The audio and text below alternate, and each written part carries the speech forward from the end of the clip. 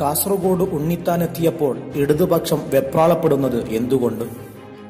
കേവലം ദിവസങ്ങൾ മാത്രം ബാക്കി നിൽക്കുന്ന പാർലമെന്റ് തിരഞ്ഞെടുപ്പ്. കാസർഗോഡ് പാർലമെന്റ് മണ്ഡലം നിശ്ചയിക്കുന്നത് കേന്ദ്രഭരണം ആർക്ക് എന്നതിനപ്പുറം കഴിഞ്ഞ 3 പതിറ്റാണ്ട് കാസർഗോഡിനെ വികസനമില്ലായ്മയിൽ തളച്ചിടാൻ നിമിത്തമായ കാസർഗോഡിന്റെ CPM ആധിപത്യം ഒഴിവാക്കണമെന്ന പൊതുസമൂഹത്തിന്റെ വികാരപ്രകടനം വോട്ടായി പ്രതിഫലിക്കുമ്പോൾ ശ്രീ ഉണ്ണിത്താൻ നേരിയ ഭൂരിപക്ഷത്തിനെങ്കിലും ജയിക്കുമെന്ന സാധ്യത ആരെക്കാളും ഏറെ അറിയാവുന്നവർ CPM നേതൃത്വം തന്നെയാണ്.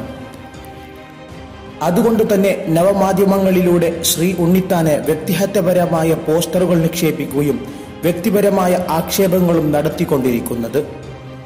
ആശയപരമായ വാക്കുതർക്കമോ വികസനങ്ങളോ കാഴ്ചവെക്കാൻ കഴിയാത്തിടത്ത് ഏറ്റവും മ്ലേച്ഛമായ പദപ്രയോഗങ്ങളിലൂടെ നവമാധ്യമങ്ങൾ നിറഞ്ഞാടുമ്പോൾ UDF നേതൃത്വം ഏറെ പക്വമായ പ്രചരണങ്ങളിലൂടെ നിഷ്പക്ഷ ജനതയുടെ ഹൃദയാന്തരങ്ങളിലേക്ക് കയറി ചെല്ലുകയാണ്. സംഘ് പരിവാർ ശക്തികൾക്കെതിരെ കേരള രാഷ്ട്രീയത്തിൽ വിശിഷ്യ കോൺഗ്രസ് പ്രസ്ഥാനത്തിൽ പൊരുതുന്ന മറ്റൊരു നേതാവിനെ ചൂണ്ടിക്കാണിക്കാൻ നമുക്ക് കഴിയില്ല. CPMന്റെ കോട്ടകൾ ഇടിച്ചു നിരപ്പാക്കാനാണ് കോൺഗ്രസ് പാർട്ടി എന്നെ കാസർഗോഡ് നിയോഗിച്ചതെന്നും രാജ്യത്ത് കമ്മ്യൂണിസ്റ്റ് പാർട്ടികളുടെയും ഇടതുപക്ഷത്തിന്റെയും പ്രസക്തി നഷ്ടപ്പെട്ട സാഹചര്യത്തിൽ മുഴുവൻ കമ്മ്യൂണിസ്റ്റുകാരും എനിക്ക് വോട്ട് ചെയ്യണമെന്നും കൃപേഷിന്റെയും ശരത് ലാലിനെയും അകാരണമായി വെട്ടിക്കൊന്ന CPM മൂക്കാർക്ക് മണ്ഡലത്തിലെ ജനങ്ങൾ ഒരു കാലത്തും മാപ്പും വോട്ടും നൽകില്ലെന്നും വരമ്പത്ത് കൂലി നൽകുന്ന കോടിയേരിയുടെ പാർട്ടിക്കാരുടെ കൊലപാതക രാഷ്ട്രീയം ഇനി ഇവിടെ വിലപ്പോകില്ലെന്നും ഉണ്ണിത്താൻ ഓർമ്മപ്പെടുത്തിയിരുന്നു. എന്നെ ജയിപ്പിക്കുകയും രാഹുൽ ഗാന്ധിയുടെ നേതൃത്വത്തിലുള്ള ഒരു സർക്കാർ കേന്ദ്രത്തിൽ അധികാരത്തിൽ വരികയും ചെയ്താൽ കല്യോട്ടെ കൊലപാതക കേസിന്റെ അന്വേഷണം CBIക്ക് വിടുമെന്നും കൊല്ലിച്ചവനെയും പിടികൂടുമെന്നും ഉണ്ണിത്താൻ വാക്കു നൽകിയിരുന്നു. കൊലപാതക രാഷ്ട്രീയം CPMകാർ നല്ല കച്ചവടമായി മാറ്റുകയാണ്. പിണറായി വിജയൻ മുഖ്യമന്ത്രിയായി 1000 ദിനം തികയുമ്പോൾ 22 പേരെയാണ് കേരളത്തിൽ കൊന്നത്. അതിൽ 18 പേരെയും കൊന്നത് CPMകാർ തന്നെയാണെന്ന് സർക്കാർ കണക്കു തന്നെ പറയുന്നു.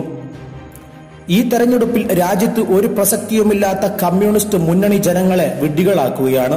94 വർഷത്തെ പ്രവർത്തനം കൊണ്ട് വെറും 4% വളർച്ച മാത്രം നേടിയ പാർട്ടികളാണ് ഇത്.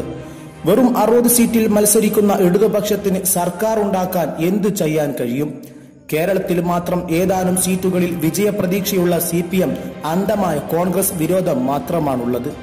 എന്നാൽ നരേന്ദ്രമോദിയുടെ സർക്കാരിനെ തൂത്തറിഞ്ഞു ജനാധിപത്യ മതേതര കക്ഷികളുടെ സർക്കാർ ഉണ്ടാക്കാൻ കോൺഗ്രസിന് ഈ തെരഞ്ഞെടുപ്പിൽ ഓരോ സീറ്റും നിർണായകമാകുകയാണ്. ജനങ്ങൾ കോൺഗ്രസിനൊപ്പം നിൽക്കണമെന്നും രാജ്മോഹൻ ഉണ്ണിത്താൻ പറഞ്ഞു. കാസർഗോഡൻ ജനത ഉണ്ണിത്താനെ വിജയിപ്പിക്കുക വഴി കാസർഗോഡൻ വികസന ചരിത്രം മാറ്റിക്കുറിക്കപ്പെടുമെന്ന കാര്യത്തിൽ യാതൊരു സംശയവുമില്ല. ആ നല്ല നാളുകൾക്കായി നമുക്ക് കാത്തിരിക്കാം. വാർത്തയോട് നിങ്ങൾക്ക് പ്രതികരിക്കാം.